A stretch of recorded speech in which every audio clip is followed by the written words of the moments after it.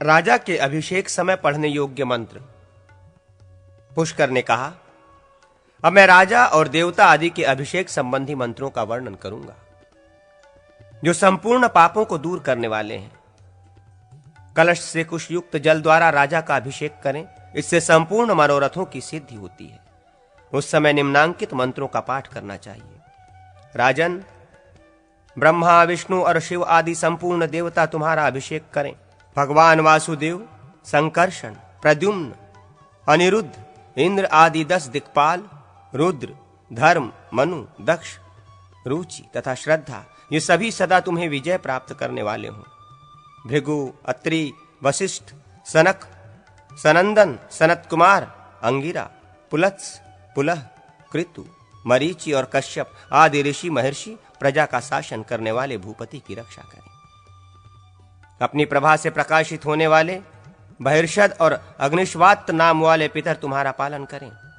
क्रव्याद राक्षस, आह्वान किए हुए आजप्या, धृतपान करने वाले देवता और पितर, सुकाली, सुकाल लाने वाले देवता तथा धर्मप्रिया लक्ष्मी आदि देवियां प्रवृद्ध अग्नियों के साथ तुम्हारा अभिषेक करें। अनेकों पुत्रों वाले प्रजापति, कश्यप के आदित्य आदि प्रिय पुत्रगण, अग्निनंदन कुशवाक्ष तथा अरिष्ट नेमि की पत्नियां भी तुम्हारा अभिषेक करें। चंद्रमा की अश्विनी आदि भार्याएं, पुलह की प्रिय पत्नियां और भूता, कपिशा, द्रंष्टि, सुरसा, शर्मा, दनु, शेनी, भाषी, क्रौंची, धृतराष्ट्री तथा शुक आदि देवियां एवं सूर्य के सारथी अरुण, ये सब तुम्हारे अभिषेक का कार्य संपन्न करें। आयति, नियति, रात्रि, निद्रा, लोक रक्षा में तत्पर रहने वाली उमा, मेना और शची आदि देवियां, धूमा, पूर्णा, नैऋति, जया, गौरी, शिवा, रिद्धि, वेला, नडवला, असिकनी, ज्योत्सना, दिवांगनाएं तथा वनस्पति, ये सब तुम्हारा पालन करें। महाकल्प, कल्प, मनवंतर, युग, संवत्सर, वर्ष, दुनवयन, ऋतु, मास, पक्ष, रात दिन, संध्या, तिथि, मुहूर्त तथा काल के विभिन्न अवयव, छोटे छोटे भेद तुम्हारी रक्षा करें। सूर्य आदि ग्रह और स्वयंभू आदि मनु तुम्हारी रक्षा करें। स्वयंभुव, स्वारोचीश, उत्तम, तामस, रैवत, चाक्षुष, व्यवस्तव, सावर्णी, ब्रह्मपुत्र, धर्मपुत्र, रुद्रपुत्र, दक्षपुत्र, रौच्य तथा भौत्य, ये 14 मनु तुम्हारे रक्षक हों। विश्वभुक, विपश्चित, शिखी, विभु, मनोजव, ओजस्वी, बलि, अद्युत शांतियां, वृष, ऋतधामा, दिवहस्पृक, कवि, इंद्र, रैवंत, कुमार कार्तिकेय, वत्स विनायक, वीरभद्र, नंदी, विश्वकर्मा, पुरोजव, देववैद्य, अश्विनी कुमार तथा ध्रुव आदि 8 वसु, ये सभी प्रधान देवता यहाँ पदार्पण करके तुम्हारे अभिषेक का कार्य संपन्न करें। अंगिरा के कुल में उत्पन्न 10 देवता और चारों वेद सिद्धि के लिए तुम्हारा अभिषेक करें। आत्मा, वायु, मन, दक्ष, मध, प्राण, अविष्यमान, गिरिष्ठ, ऋतु और सत्य, ये तुम्हारी रक्षा करें तथा कृतु, दक्ष, वसु, सत्य, काल, काम और धूरी, ये तुम्हें विजय प्रदान करें। पुरुर्वा, आद्रवा, विश्वदेव, रोचन, अंगारक, महल आदि ग्रह, सूर्य, नैऋति तथा यम, ये सब तुम्हारी रक्षा करें। अजयकपाद, अहिर्बुध्यन, धूमकेतु, रुद्र के पुत्र, भरत, मृत्यु, कापाली, किंकिणी, भवन, भावन, स्वजन्य, स्वजन, कृतशर्वा, मूर्धा, याजन और उष्णा, ये तुम्हारी रक्षा करें। प्रसव, अव्यय, दक्ष, भृगुवंशी ऋषि, देवता, मनु, अनुमंता, प्राण, नव, बलवान, अपान, वायु, वितिहोत्र, नय, साध्य, हंस, विभु, प्रभु और नारायण, संसार के हित में रहने वाले ये श्रेष्ठ देवता तुम्हारा पालन करें। धाता, मित्र, अयर्मा, पुषा, शक्र, वरुण, भग, त्वष्टा, विवस्वान, सविता, भास्कर और विष्णु, ये 12 सूर्य तुम्हारी रक्षा करें। एक ज्योति, द्विज्योति, त्रिज्योति, चतुर्ज्योति, एक शक्र, द्विशक्र, महाबली, त्रिशक्र, इंद्र, पतिकृत, मित, सम्मित, महाबली, अमित, ऋतजित, सत्यजित, सुषेण, सेनजित, अतिमित्र, अनुमित्र, पुरुमित्र, अपराजित, ऋत, ऋतवाक, धाता, विधाता, धारण, ध्रुव, इंद्र के परम मित्र महातेजस्वी विधारण, इदृक्ष, अदृक्ष, इताद्रक, अमिताशन, क्रीडित, सदृक्ष, सरभ, महातपा, धर्ता, धूर्य, धूर्य, भीम, अभिमुक्त, अक्षपात, सह, धृति, वसु, अनाधृश्य, राम, काम, जय और विराट, ये उन्वास मरुत नामक देवता तुम्हारा अभिषेक करें तथा तुम्हें लक्ष्मी प्रदान करें। चित्रांगद, चित्ररथ, चित्रसेन, कलि, उर्णायु, उग्रसेन, धृतराष्ट्र, नंदक, हाहा, हूहू, नारद, विश्वावसु और तुम्बरु, ये गंधर्व तुम्हारे अभिषेक का कार्य संपन्न करे और तुम्हें विजयी बनावे। प्रधान प्रधान मुनि तथा अनवधा, सुकेशु, मेनका, सहजन्या, कृतोस्थला, धृताची, विश्वाची, पुंचक स्थला, प्रमलोचा, उर्वशी, रंभा, पंचचूड़ा, तिलोत्तमा, चित्रलेखा, लक्ष्मणा, पुंडरिका और वारुणी, ये दिव्य अप्सराएं तुम्हारी रक्षा करें। प्रहलाद, विरोचन, बलि, बाण और उसका पुत्र, ये तथा दूसरे दूसरे दानव और राक्षस तुम्हारे अभिषेक का कार्य सिद्ध करें। हेति, प्रहेति, विद्युत, स्फुरजर्थु, अग्रक, यक्ष, सिद्ध, मणिभद्र और नंदन, ये सब तुम्हारी रक्षा करें। पिंडाक्ष, द्युतिमान, पुष्पवंत, जयावह, शंख, पद्म, मकर और कच्छप, ये निधियां तुम्हें विजय प्रदान करें। उधर्वकेश आदि पिशाच, भूमि आदि के निवासी भूत और माताएं, महाकाल तथा नृसिंह को आगे करके तुम्हारा पालन करें। गुह, स्कंद, विशाख, नैगमेय, ये तुम्हारा अभिषेक करें। भूतल एवं आकाश में विचरने वाली डाकिनी तथा योगिनियां, गरुड़, अरुण तथा संपाति आदि पक्षी तुम्हारा पालन करें। अनंत आदि बड़े बड़े नाग, शेष, वासुकी, तक्षक, ऐरावत, महापद्म, कंबल, अश्वतर, शंख, ककरोट, धृतराष्ट्र, धनंजय, कुमुद, ऐरावत, पद्म, पुष्पदंत, वामन, सुप्रतीक तथा अंजन नामक नाग सदा और सब ओर से तुम्हारी रक्षा करें। ब्रह्मा जी का वाहन हंस, भगवान शंकर का वृषभ, भगवती दुर्गा का सिंह और यमराज का भैंसा, ये सभी वाहन तुम्हारा पालन करें। अश्वराज, उचनय श्रवा, धन्वंतरी वैद्य, कौस्तुभमणि, शंखराज पांचजन्य, वज्र, शूल, चक्र और नंदक खड्ग आदि अस्त्र तुम्हारी रक्षा करें। दृढ़ निश्चय रखने वाले धर्म, चित्रगुप्त, दंड, पिंगल, मृत्यु, काल, वालखिल्य आदि मुनि, व्यास और वाल्मीकि आदि महर्षि, पृथु, दिलीप, भरत, दुष्यंत, अत्यंत बलवान शत्रुजित, मनु, कुकुत्सक, अनेना, युवनाक्ष, जयद्रथ, मानधाता, मुचकुंद और पृथ्वीपति पुरुरवा, ये सब राजा तुम्हारे रक्षक हो। वास्तु देवता और 25 तत्व तुम्हारे विजय के साधक हो। रुक्मभौम, शिलाभौम, पाताल, नीलमूर्ति, पीतरक्त, क्षिति, श्वेतभौम, रसातल, भूरलोक, भुवर आदि लोक तथा जम्बूद्वीप आदि द्वीप तुम्हें राज्य लक्ष्मी प्रदान करें। उत्तर कुरु, रम्य, हिरण्यक, भद्रवाक्ष, केतुमाल, बलाहक, हरिवर्ष, किमपुरुष, इंद्रद्वीप, केशरुमान, ताम्रवर्ण, गभस्तिमान, नागद्वीप, सौम्यक, गांधर्व, वारुण और नवम आदि वर्ष तुम्हारी रक्षा करें और तुम्हें राज्य प्रदान करने वाले हों। हिमवान, हेमकूट, निषद, नील, श्वेत, श्रृंगवान, मेरु, माल्यवान, गंधमादन, महेंद्र, मलय, सह्य, शुक्तिमान, ऋक्षवान, गिरि, विंध्य और पारियात्र, ये सभी पर्वत तुम्हें शांति प्रदान करें। ऋक् आदि चारों वेद, छहों अंग, इतिहास, पुराण, आयुर्वेद, गांधर्व वेद और धनुर्वेद आदि उपवेद, शिक्षा, कल्प, व्याकरण, निरुक्त, ज्योतिष, छंद, ये 6 अंग, 4 वेद, मीमांसा, न्याय, धर्मशास्त्र और पुराण, ये 14 विद्याएं तुम्हारी रक्षा करें।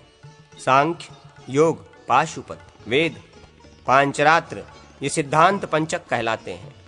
इन पांचों के अतिरिक्त गायत्री, शिवा, दुर्गा, विद्या तथा गांधारी नाम वाली देवियां तुम्हारी रक्षा करें।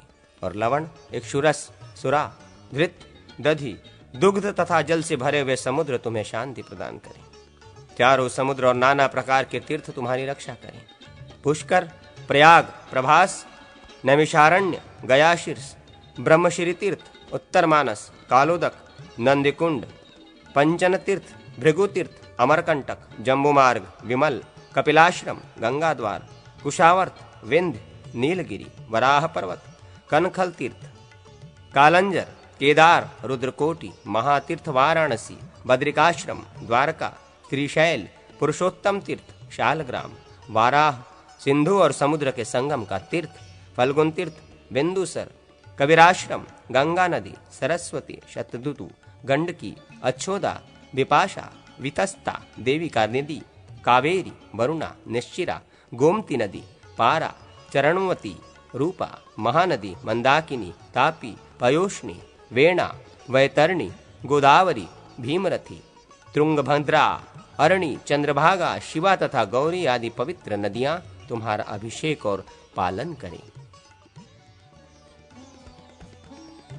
राजा के द्वारा अपने सहायकों की नियुक्ति और उनसे काम लेने का ढंग। पुष्कर कहते हैं, अभिषेक हो जाने पर उत्तम राजा के लिए ये उचित है कि वो मंत्री को साथ लेकर शत्रुओं पर विजय प्राप्त करे। उसे ब्राह्मण या क्षत्रिय को, जो कुलीन और नीति शास्त्र का ज्ञाता हो, अपना सेनापति बनाना चाहिए। द्वारपाल भी नीतिज्ञ होना चाहिए। इसी प्रकार दूत को भी मृदुभाषी, अत्यंत बलवान और सामर्थ्यवान होना उचित है। राजा को पान देने वाला सेवक स्त्री या पुरुष कोई भी हो सकता है। इतना अवश्य कि उसे राजभक्त, क्लेश सहिष्णु और स्वामी का प्रिय होना चाहिए। सांधि विग्रहिक परराष्ट्र सचिव उसे बनाना चाहिए जो संधि, विग्रह, यान, आसन, द्वैधि भाव और समाश्रय इन 6 गुणों का समय और अवसर के अनुसार उपयोग करने में निपुण हो। राजा की रक्षा करने वाला प्रहरी हमेशा हाथ में तलवार लिए रहे। सारथी सेना आदि के विषय में पूरी जानकारी रखे। रसोइयों के अध्यक्ष को राजा का हितैषी और चतुर होने के साथ ही सदा रसोई घर में उपस्थित रहना चाहिए। राज्यसभा के सदस्य धर्म के ज्ञाता हो। लिखने का काम करने वाला पुरुष कई प्रकार के अक्षरों का ज्ञाता तथा हितैषी हो। द्वार रक्षा में नियुक्त पुरुष ऐसे होने चाहिए जो स्वामी के हित में संलग्न हो और इस बात की अच्छी तरह जानकारी रखें कि महाराज कब कब उन्हें अपने पास बुलाते हैं। धनाध्यक्ष ऐसे मनुष्य हों जो रत्न आदि की परख कर सके और धन बढ़ाने के साधनों में तत्पर रहें। राजवैद्य को आयुर्वेद का पूर्ण ज्ञान होना चाहिए। इसी प्रकार गजाध्यक्ष को भी गज विद्या से परिचित होना आवश्यक है। हाथी सवार परिश्रम से थकने वाला ना हो। घोड़ों का अध्यक्ष अश्व विद्या का विद्वान होना चाहिए। दुर्ग के अध्यक्ष को भी हितैषी एवं बुद्धिमान होना आवश्यक है। शिल्पी अथवा कारीगर वास्तु विद्या का ज्ञाता हो, जो मशीन से हथियार चलाने, हाथ से शस्त्रों का प्रयोग करने, शस्त्र को न छोड़ने, छोड़े हुए शस्त्र को रोकने या निवारण करने में तथा युद्ध की कला में कुशल और राजा का हित चाहने वाला हो। उसे अस्त्राचार्य के पद पर नियुक्त करना चाहिए। रनिवास का अध्यक्ष वृद्ध पुरुष को बनाना चाहिए। 50 वर्ष की स्त्रियां और 70 वर्ष के बूढ़े पुरुष अंतःपुर के सभी कार्यों में लगाए जा सकते हैं। शस्त्रागार में ऐसे पुरुष को रखना चाहिए जो सदा सजग रहकर पहरा देता रहे। भृत्यों के कार्यों को समझकर उनके लिए तदनुकूल जीविका का प्रबंध करना उचित है। राजा को चाहिए कि वो उत्तम, मध्यम और निकृष्ट कार्यों का विचार करके उनमें से ऐसे ही पुरुषों को नियुक्त करे। पृथ्वी पर विजय चाहने वाला भूपाल हितैषी सहायकों का संग्रह करे। धर्म के कार्यों में धर्मात्मा पुरुषों को, युद्ध में शूरवीरों को और धनोपार्जन के कार्यों में अर्थ कुशल व्यक्तियों को लगावे। इस बात का ध्यान रखें कि सभी कार्यों में नियुक्त हुए पुरुष शुद्ध आचार विचार रखने वाले हों। स्त्रियों की देखभाल में नपुंसकों की नियुक्ति करें। कठोर कर्मों में तीखे स्वभाव वाले पुरुषों को लगावे। तात्पर्य ये कि राजा धर्म, अर्थ अथवा काम के साधन में जिस पुरुष को जहां के लिए शुद्ध एवं उपयोगी समझे वहीं उसकी नियुक्ति करे। निकृष्ट श्रेणी के कामों में वैसे ही पुरुषों को लगावें राजा के लिए उचित है, क्योंकि वो तरह तरह के उपायों से मनुष्यों की परीक्षा करके उन्हें यथायोग्य कार्यों में नियोजित करे। मंत्री से सलाह ले। कुछ व्यक्तियों को यथोचित वृत्ति देकर हाथियों के जंगल में तैनात करे तथा उनका पता लगाते रहने के लिए कई उत्साही अध्यक्षों को नियुक्त करे। जिसको जिस काम में निपुण देखे उसको उसी में लगावें और बाप दादों के समय से चले आते हुए भृत्यों को सभी तरह के कार्यों में नियुक्त करें। केवल उत्तराधिकारी के कार्यों में उनकी नियुक्ति नहीं करें, क्योंकि वहां वे सब के सब एक समान हैं। जो लोग दूसरे राजा के आश्रय से हटकर अपने पास शरण लेने की इच्छा से आवें, वे दुष्ट हों या साधु, उन्हें यत्नपूर्वक आश्रय दें। दुष्ट साबित होने पर उनका विश्वास न करें और उनकी जीविका वृत्ति को अपने ही अधीन रखें। जो लोग दूसरे देशों से अपने पास आए हों, उनके विषय में गुप्तचरों द्वारा सभी बातें जानकर उनका यथावत सत्कार करें। शत्रु, अग्नि, विष, सांप और तलवार एक ओर तथा दुष्ट स्वभाव वाले भृत्य दूसरी ओर, इनमें दुष्ट भृत्यों को ही अधिक भयंकर समझना चाहिए। राजा को 4 चक्षु होना उचित है, अर्थात उसे गुप्तचरों द्वारा सभी बातें देखनी, उनकी जानकारी प्राप्त करनी चाहिए। इसलिए वो हमेशा सबकी देखभाल के लिए गुप्तचर तैनात किए रहे। गुप्तचर ऐसे हों जिन्हें दूसरे लोग पहचानते न हो, जिनका स्वभाव शांत एवं कोमल हो तथा जो परस्पर एक दूसरे से भी अपरिचित हो। उनमें कोई वैश्य के रूप में हो, कोई मंत्र तंत्र में कुशल, कोई ज्योतिषी, कोई वैद्य, कोई सन्यास वेशधारी और कोई बलाबल का विचार करने वाले व्यक्ति के रूप में हो। राजा को चाहिए कि किसी एक गुप्तचर की बात पर विश्वास न करे। जब बहुतों के मुख से एक ही तरह की बात सुने तभी उसे विश्वसनीय समझे। भृत्यों के हृदय में राजा के प्रति अनुराग है या विरक्ति, किस मनुष्य में कौन से गुण तथा अवगुण है, कौन शुभ चिंतक है और कौन अशुभ चाहने वाला, अपने भृत्य वर्ग को वश में रखने के लिए राजा को ये सभी बातें जाननी चाहिए। वह ऐसा कर्म करे जो राजा का अनुराग बढ़ाने वाला हो, जिससे लोगों के मन में विरक्ति हो। ऐसा कोई काम न करे। प्रजा का अनुराग बढ़ाने वाली लक्ष्मी से युक्त राजा ही वास्तव में राजा है। वो सब लोगों का रंजन करने, उनकी प्रसन्नता बढ़ाने के कारण ही राजा कहलाता है। अनुजीवियों का राजा के प्रति कर्तव्य का वर्णन। भृत्य को राजा की आज्ञा का उसी प्रकार पालन करना चाहिए जैसे शिष्य गुरु की और साध्वी स्त्रियां अपने पति की आज्ञा का पालन करती हैं। राजा की बात पर कभी आक्षेप न करें, सदा ही उसके अनुकूल और प्रिय वचन बोलें। यदि कोई हित की बात बतानी हो और वो सुनने में अप्रिय हो तो उसे एकांत में राजा से कहना चाहिए। किसी आय के काम में नियुक्त होने पर राजकीय धन का अपहरण न करें। राजा के सम्मान की उपेक्षा न करें। उसकी वेशभूषा और बोलचाल की नकल करना उचित नहीं है। अंतःपुर के सेवकों के अध्यक्ष का कर्तव्य है कि वो ऐसे पुरुषों के साथ न बैठे जिनका राजा के साथ वैर हो तथा जो राज दरबार से अपमान पूर्वक निकाले गए हों। भृत्य को राजा की गुप्त बातों को दूसरों पर प्रकट नहीं करना चाहिए। अपनी कोई कुशलता दिखाकर राजा को विशेष सम्मानित एवं प्रसन्न करना चाहिए। यदि राजा कोई गुप्त बात सुनावे तो उसे लोगों में प्रकाशित न करे। यदि वे दूसरे को किसी काम के लिए आज्ञा दे रहे हों तो स्वयं ही उठकर कहे, महाराज मुझे आदेश दिया जाए, कौन सा काम करना है मैं उसे करूंगा। राजा के दिए हुए वस्त्र, आभूषण तथा रत्न आदि को सदा धारण किए रहे। बिना आज्ञा के दरवाजे पर अथवा और किसी अयोग्य स्थान पर जहां राजा की दृष्टि पड़ती हो न बैठे। भाई लेना, थूकना, खांसना, क्रोध करना, खाट पर बैठना, भौहें टेढ़ी करना, अधोवायु छोड़ना तथा डकार लेना आदि कार्य राजा के निकट रहने पर न करें। उनके सामने अपना गुण प्रकट करने के लिए दूसरों को ही युक्ति पूर्वक नियुक्त करें। शठता, लोलुपता, चुगली, नास्तिकता, नीचता तथा चपलता, इन दोषों का राज सेवकों को सदा त्याग करना चाहिए। पहले स्वयं प्रयत्न करके अपने में वेद विद्या एवं शिल्प कला की योग्यता का संपादन करें। उसके बाद अपना धन बढ़ाने की चेष्टा करने वाले पुरुष को अभ्युदय के लिए राजा की सेवा में प्रवृत्त होना चाहिए। उनके प्रिय पुत्र एवं मंत्रियों को सदा नमस्कार करना उचित है। केवल मंत्रियों के साथ रहने से राजा का अपने ऊपर विश्वास नहीं होता, अतः उनके हार्दिक अभिप्राय के अनुकूल सदा प्रिय कार्य करें। राजा के स्वभाव को समझने वाले पुरुष के लिए उचित है कि वो विरक्त राजा को त्याग दे और अनुरक्त राजा से ही आजीविका प्राप्त करने की चेष्टा करें। बिना पूछे राजा के सामने कोई बात न कहे, किंतु आपत्ति के समय ऐसा करने में कोई हर्ज नहीं है। राजा प्रसन्न हो तो वो सेवक के विनय युक्त वचन को मानता है, उसकी प्रार्थना को स्वीकार करता है। प्रेमी सेवक को किसी रहस्य स्थान, अंतःपुर आदि में देख ले तो भी उस पर शंका संदेह नहीं करता है। वो दरबार में आए तो राजा उसकी कुशल पूछता है, उसे बैठने के लिए आसन देता है। उसकी चर्चा सुनकर वो प्रसन्न होता है। वो कोई अप्रिय बात भी कह दे तो वो बुरा नहीं मानता, उल्टे प्रसन्न होता है।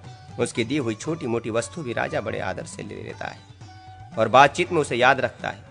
उक्त लक्षणों से राजा अनुरक्त है या विरक्त, ये जानकर अनुरक्त राजा की सेवा करे। इसके विपरीत जो विरक्त है उसका साथ छोड़ दे। राजा के दुर्ग, कर्तव्य तथा साध्वी स्त्री के धर्म का वर्णन। पुष्कर कहते हैं, अब मैं दुर्ग बनाने के विषय में कहूंगा। राजा को दुर्ग देश, दुर्गम प्रदेश अथवा सुदृढ़ एवं विशाल किले में निवास करना चाहिए। साथ ही रहने वाले मनुष्यों में वैश्यों और शूद्रों की संख्या अधिक होनी चाहिए। दुर्ग ऐसे स्थान में रहे जहां शत्रुओं का जोर न चल सके। दुर्ग में थोड़े से ब्राह्मणों का भी रहना आवश्यक है। राजा के रहने के लिए वही देश श्रेष्ठ माना गया है जहां बहुत से काम करने वाले लोग, किसान, मजदूर रहते हों, जहां पानी के लिए वर्षा की राह नहीं देखनी पड़ती हो, नदी, तालाब आदि से ही पर्याप्त जल प्राप्त होता रहता हो, जहां शत्रु पीड़ा न दे सके, जो फल फूल और धन धान्य से संपन्न हो, जहां शत्रु सेना की गति न हो सके और सर्प तथा लुटेरों का भी भय न हो। बलवान राजा को निम्नांकित 6 प्रकार के दुर्गों में से किसी एक का आश्रय लेकर निवास करना चाहिए। भृगुनंदन, धन्वदुर्ग, महिदुर्ग, नरदुर्ग, वृक्ष दुर्ग, जल दुर्ग और पर्वत दुर्ग, ये ही 6 प्रकार के दुर्ग हैं। इनमें पर्वत दुर्ग सबसे उत्तम है। वो शत्रुओं के लिए अमेध और रिपुवर्ग का भेदन करने वाला है। दुर्ग ही राजा का पुरिया नगर है। वहां हाट बाजार तथा देव मंदिर आदि का होना आवश्यक है, जिसके चारों ओर यंत्र लगे हों, जो अस्त्र शस्त्रों से भरा हो, जहां जल का सुपास हो तथा जिसके सब ओर पानी से भरी खाइयां हो, वो दुर्ग उत्तम माना गया है। अब मैं राजा की रक्षा के विषय में कुछ निवेदन करूंगा। राजा पृथ्वी का पालन करने वाला है, अतः विष आदि से उसकी रक्षा करनी चाहिए। शीर्ष वृक्ष की जड़, छाल, पत्ता, फूल और फल, इन पांचों अंगों को गोमूत्र में पीसकर सेवन करने से विष का निवारण होता है। शतावरी, गुंडोची और चौराई विष का नाश करने वाली है। कुशातक्की, कड़वी तरोई, कलहारी, करियारी, ब्राह्मी, चित्रपटोलिका, कड़वी पपूरी, मंडुकपर्णी, ब्राह्मी का एक भेद, वाराही कंद, आंवला, आनंदक, भांग और सोमराजी, बकुची, ये दवाएं विष दूर करने वाली हैं। विष नाशक माणिक्य और मोती आदि रत्न भी विष का निवारण करने वाले हैं। राजा को वास्तु के लक्षणों से युक्त दुर्ग में रहकर देवताओं का पूजन, प्रजा का पालन, दुष्टों का दमन तथा दान करना चाहिए। देवता के धन आदि का अपहरण करने से राजा को एक कल्प तक नरक में रहना पड़ता है। उसे देव पूजा में तत्पर रहकर देव मंदिरों का निर्माण कराना चाहिए। देवालयों की रक्षा और देवताओं की स्थापना भी राजा का कर्तव्य है। देव विग्रह मिट्टी का भी बनाया जाता है। मिट्टी से काठ, काठ से ईंट का, ईंट से पत्थर का और पत्थर से सोने का तथा रत्न का बना हुआ विग्रह पवित्र माना गया है। प्रसन्नता पूर्वक देव मंदिर बनवाने वाले पुरुष को भोग और मोक्ष की प्राप्ति होती है। देव मंदिर में चित्र बनवाने, गाने बजाने आदि का प्रबंध करने, दर्शनीय वस्तुओं का दान दें तथा तेल, घी, मधु और दूध आदि से देवता को नहलावे तो मनुष्य स्वर्गलोक में जाता है। ब्राह्मणों का पालन और सम्मान करे, उनका धन न छीने। यदि राजा ब्राह्मण का एक सोना, एक गौवा अथवा एक अंगुल जमीन भी छीन लेता है तो उसे महाप्रलय होने तक नरक में डूबे रहना पड़ता है। ब्राह्मण सब प्रकार के पापों में प्रवृत्त तथा दुराचारी हो तो भी उससे द्वेष नहीं करना चाहिए। ब्राह्मण की हत्या से बढ़कर भारी पाप दूसरा कोई नहीं है। महाभाग ब्राह्मण चाहे तो जो देवता नहीं है उन्हें भी देवता बना दें और देवता को भी देवपद से नीचे उतार दें, अतः सदा ही उनको नमस्कार करना चाहिए। यदि राजा के अत्याचार से ब्राह्मणी को रुलाया जाए तो वो उसके कुल, राज्य तथा प्रजा सबका नाश कर डालती है। इसलिए धर्मपरायण राजा को उचित है कि वो साध्वी स्त्रियों का पालन करे। स्त्री को घर के कामकाज में चतुर और प्रसन्न होना चाहिए। वो घर के प्रत्येक सामान को साफ सुथरा रखे, खर्च करने में खुले हाथ वाली ना हो। कन्या को उसका पिता जिसे दान कर दे वही उसका पति है। अपने पति की उसे सदा सेवा करनी चाहिए। स्वामी की मृत्यु हो जाने पर ब्रह्मचर्य का पालन करने वाली स्त्री स्वर्गलोक को जाती है। वो दूसरे के घर में रहना पसंद न करे और लड़ाई झगड़े से दूर रहे। जिसका पति परदेश में हो वो स्त्री श्रृंगार न करे, सदा अपने स्वामी के हित चिंतन में लगी रहकर देवताओं की आराधना करे। केवल मंगल के लिए सौभाग्य चिन्ह के रूप में 2-1 आभूषण धारण किए रहे। जो स्त्री स्वामी के मरने पर उसके साथ ही चिता की आग में प्रवेश कर जाती है उसे भी स्वर्गलोक की प्राप्ति होती है। लक्ष्मी की पूजा और घर की सफाई आदि रखना गृहिणी का मुख्य कार्य है। कार्तिक की द्वादशी को विष्णु की पूजा करके बछड़े सहित गौ का दान करना चाहिए। सावित्री ने अपने सदाचार और व्रत के प्रभाव से पति की मृत्यु से रक्षा की थी। मार्गशीर्ष शुक्ला सप्तमी को सूर्य की पूजा करने से स्त्री को पुत्रों की प्राप्ति होती है।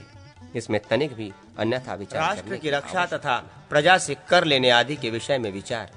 पुष्कर कहते हैं, राज्य का प्रबंध इस प्रकार करना चाहिए। राजा को प्रत्येक गांव का एक अधिपति नियुक्त करना चाहिए, फिर 10-10 गांवों का तथा 100-100 गांवों का अध्यक्ष नियुक्त करें। सबके ऊपर एक ऐसे पुरुष को नियुक्त करे जो समूचे राष्ट्र का शासन कर सके।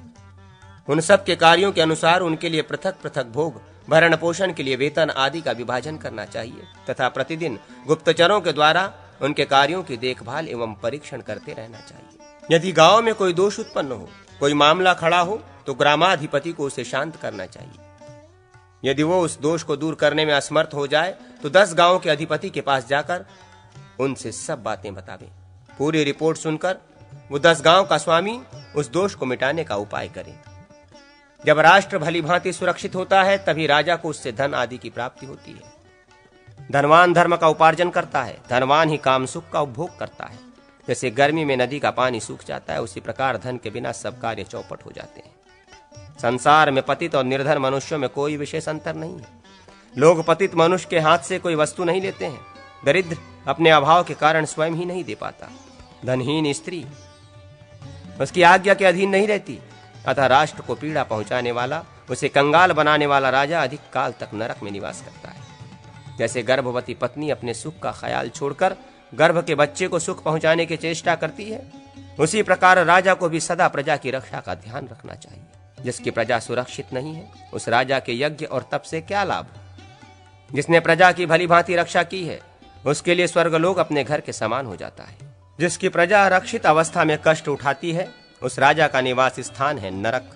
राजा अपनी प्रजा के पुण्य और पापों में भी छठा भाग ग्रहण करता है। रक्षा करने से उसको प्रजा के धर्म का अंश प्राप्त होता है और रक्षा न करने से वो लोगों के पाप का भागी होता है।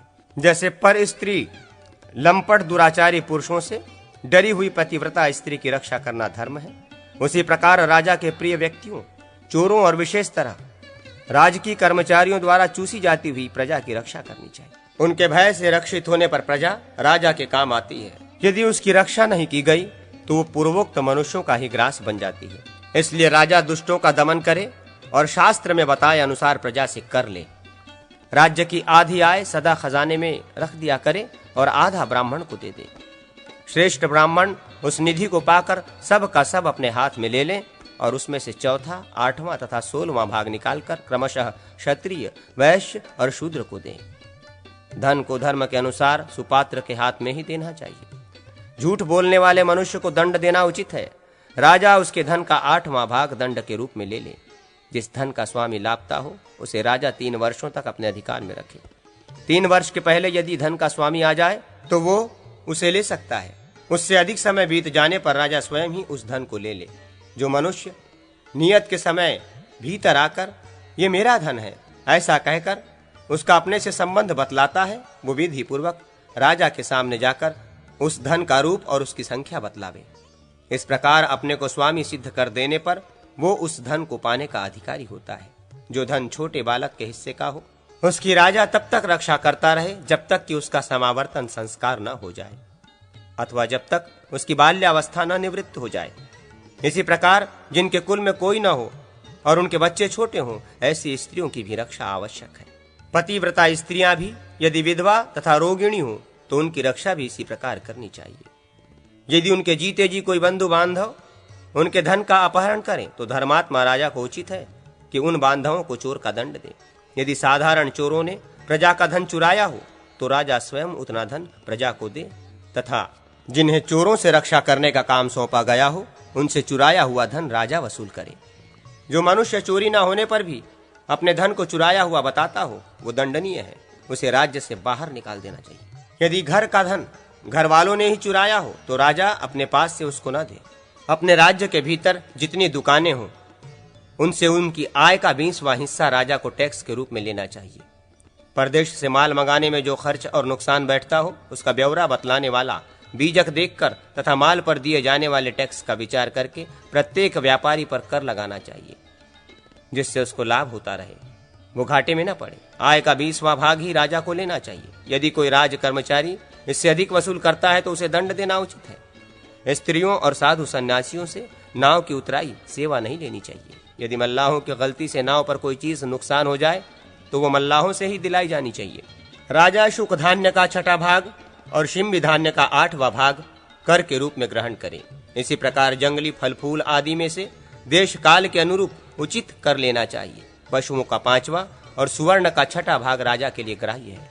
गंध, औषधि, रस, फूल, मूल, फल, पन्न, शाक, तृण, बांस, वेणु, चर्म, बांस को चीरकर बनाए हुए टोकरे तथा पत्थर के बर्तनों पर और मधु, मांस एवं घी पर भी आमदनी का 6ठा भाग ही कर लेना उचित है।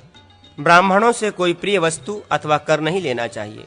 जिस राजा के राज्य में श्रोत्रिय ब्राह्मण भूख से कष्ट पाता है उसका राज्य बीमारी, अकाल और लुटेरों से पीड़ित होता रहता है। अतः ब्राह्मण की विद्या और आचरण को जानकर उसके लिए अनुकूल जीविका का प्रबंध करें तथा जैसे पिता अपने औरस पुत्र का पालन करता है उसी प्रकार राजा विद्वान और सदाचारी ब्राह्मण की सर्वथा रक्षा करे। जो राजा से सुरक्षित होकर प्रतिदिन धर्म का अनुष्ठान करता है उस ब्राह्मण के धर्म से राजा की आयु बढ़ती है तथा उसके राष्ट्र एवं खजाने की भी उन्नति होती है। शिल्पकारों को चाहिए कि महीने में 1 दिन बिना पारिश्रमिक लिए केवल भोजन स्वीकार करके राजा का काम करें। इसी प्रकार दूसरे लोगों को भी, जो राज्य में रहकर अपने शरीर के परिश्रम से जीविका चलाते हैं, महीने में एक दिन राजा का काम करना चाहिए। अंतःपुर के संबंध में राजा के कर्तव्य, स्त्री की विरक्ति और अनुरक्ति की परीक्षा तथा सुगंधित पदार्थों के सेवन का प्रकार। पुष्कर कहते हैं, अब मैं अंतःपुर के विषय में विचार करूंगा। धर्म, अर्थ और काम, ये तीन पुरुषार्थ त्रिवर्ग कहलाते हैं। इनकी एक दूसरे के द्वारा रक्षा करते हुए स्त्री सहित राजाओं को इनका सेवन करना चाहिए। त्रिवर्ग एक महान वृक्ष के समान है। धर्म उसकी जड़, अर्थ उसकी शाखाएं और काम उसका फल है। मूल सहित उस वृक्ष की रक्षा करने से ही राजा फल का भागी हो सकता है। राम, स्त्रियां काम के अधीन होती हैं, उन्हीं के लिए रत्नों का संग्रह होता है। विषय सुख की इच्छा रखने वाले राजा को स्त्रियों का सेवन करना चाहिए, परंतु अधिक मात्रा में नहीं। आहार, मैथुन और निद्रा, इनका अधिक सेवन निषिद्ध है, क्योंकि इनसे रोग उत्पन्न होता है। उन्हें स्त्रियों का सेवन करें अथवा पलंग पर बैठावे जो अपने में अनुराग रखने वाली हो।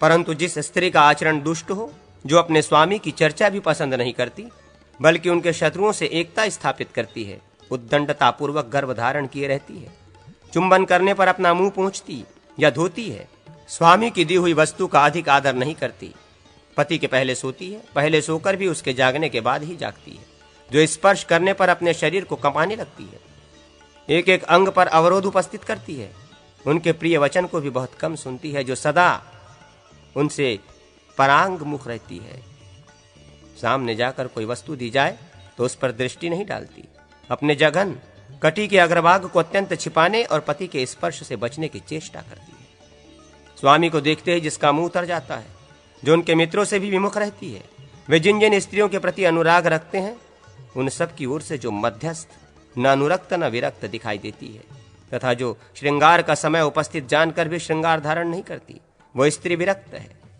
उसका परित्याग करके अनुरागिणी स्त्री का सेवन करना चाहिए। अनुरागवती स्त्री स्वामी को देखते ही प्रसन्नता से खिल उठती है, दूसरी ओर मुख किए होने पर भी कनखियों से उनकी ओर देखा करती है। स्वामी को निहारते देख अपनी चंचल दृष्टि अन्यत्र हटा ले जाती है, परंतु पूरी तरह हटा नहीं पाती, तथा भृगुनंदन अपने गुप्त अंगों को भी वो कभी कभी व्यक्त कर देती है और शरीर का जो अंश सुंदर नहीं है उसे प्रयत्न पूर्वक छिपाया करती है। स्वामी के देखते देखते छोटे बच्चे का आलिंगन और चुंबन करने लगती है, बातचीत में भाग लेती और सत्य बोलती है। स्वामी का स्पर्श पाकर जिसके अंगों में रोमांच और स्वेद प्रकट हो जाते हैं, जो उनसे अत्यंत सुलभ वस्तु ही मांगती है और स्वामी से थोड़ा पाकर भी अधिक प्रसन्नता प्रकट करती है। उनका नाम लेते ही आनंद विभोर हो जाती तथा विशेष आदर करती है। स्वामी के पास अपने अंगुलियों के चिन्ह से युक्त फल भेजा करती है, तथा स्वामी की भेजी हुई कोई वस्तु पाकर उसे आदर पूर्वक छाती से लगा लेती है। अपने आलिंगनों द्वारा मानो स्वामी के शरीर पर अमृत का लेप कर देती है। स्वामी के सो जाने पर सोती और पहले ही जग जाती है, तथा स्वामी के उरुओं का स्पर्श करके उन्हें सोते से जगाती है। राम, दही की मलाई के साथ थोड़ा सा कपित कैथ का चूर्ण मिला देने से जो घी तैयार होता है, उसकी गंध उत्तम होती है। घी, दूध आदि के साथ जौ, गेहूं आदि के आटे का मेल होने से उत्तम खाद्य पदार्थ तैयार होता है। अब भिन्न भिन्न द्रव्यों में गंध छोड़ने का प्रकार दिखलाया जाता है। शौच, आचमन, विरेचन, भावना, पाक, बोधन, धूपन और वासन, ये 8 प्रकार के कर्म बतलाए गए हैं। कपित, बिल्व, जामुन, आम और करवीर के पल्लवों से जल को शुद्ध करके उसके द्वारा जो किसी द्रव्य को धोकर या अभिषिक्त करके पवित्र किया जाता है, वो उस द्रव्य का शौचन, शोधन अथवा पवित्रीकरण कहलाता है। इन पल्लवों के अभाव में कस्तूरी मिश्रित जल के द्वारा द्रव्यों की शुद्धि होती है।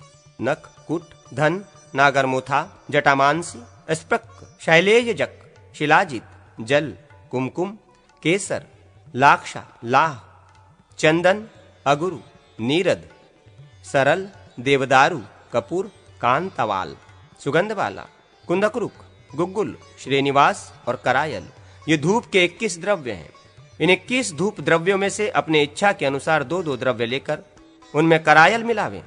फिर सब में नख, एक प्रकार का सुगंध द्रव्य, पिनाक, तिल की खली और मलय चंदन का चूर्ण मिलाकर सबको मधु से युक्त करें। इस प्रकार अपने इच्छा अनुसार विधिवत तैयार किए हुए धूप योग होते हैं। त्वचा, छाल, नाड़ी, डंठल, फल, तिल का तेल, केसर, कृंथिपर्वा, शैलेय, तगर, विष्णुक्रांता, चोल, कर्पूर, जटामांसी, मूरा, कूट, ये सब स्नान के लिए उपयोगी द्रव्य हैं। इन द्रव्यों में से अपनी इच्छा के अनुसार 3 द्रव्य लेकर उसमें कस्तूरी मिला दे। इन सब से मिश्रित जल के द्वारा यदि स्नान करें तो वो कामदेव को बढ़ाने वाला होता है। त्वचा, मुरा, नलद, इन सबको समान मात्रा में लेकर इनमें आधा सुगंध बाला मिला दें। फिर इनके द्वारा स्नान करने पर शरीर से कमल की सी गंध उत्पन्न होती है। इनके ऊपर यदि तेल लगाकर स्नान करे तो शरीर का रंग कुमकुम के समान हो जाता है। यदि उपर्युक्त द्रव्यों में आधा तगर मिला दिया जाए तो शरीर से चमेली के फूल की भांति सुगंध आती है। उनमें व्यामक नाम वाली औषध मिला देने से मौलसरी के फूलों की सी मनोहारिणी सुगंध प्रकट होती है। तिल के तेल में मंजिष्ठ, तगर, चोल, त्वचा, व्यागनक, नख और गंधपत्र छोड़ देने से बहुत ही सुंदर और सुगंधित तेल तैयार हो जाता है। यदि तिलों को सुगंधित फूलों से वासित करके उनका तेल पेरा जाए तो निश्चय ही वो तेल फूल के समान ही सुगंधित होता है। इलायची, लवंग, काकोल, कबाब चीनी, जायफल और कर्पूर ये स्वतंत्र रूप से एक एक भी यदि जायफल की पत्ती के साथ खाए जाएं तो मुंह को सुगंधित रखने वाले होते हैं। कर्पूर, केसर, कांता, कस्तूरी, मेउड़ का फल, कबाब चीनी, इलायची, लवंग, जायफल, सुपारी, त्वकपत्र, त्रुटी, छोटी इलायची, मोथा, लता, कस्तूरी, लवंग के कांटे, जायफल के फल और पत्ते, कटुक फल, इन सबको एक एक पैसे भर एकत्रित करके इनका चूर्ण बना लें और उसमें 1/4 भाग वासित किया हुआ खैरसार मिलावें।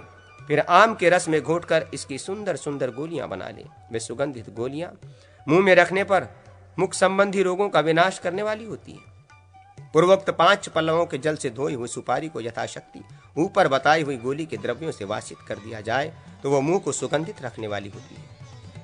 कटुक और दांतन को यदि 3 दिन तक गोमूत्र में भिगो कर रखा जाए तो वे सुपारी की ही भांति मुंह में सुगंध उत्पन्न करने वाले होते हैं। त्वचा और जंगी हर्रे को बराबर मात्रा में लेकर उनमें आधा भाग कर्पूर मिला दे तो वो मुंह में डालने पर पान के समान मनोहर गंध उत्पन्न करते हैं।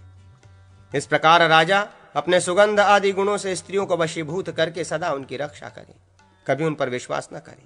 विशेषतः पुत्र की माता पर तो बिल्कुल विश्वास न करे।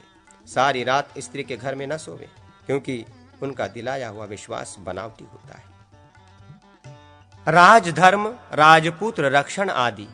पुष्कर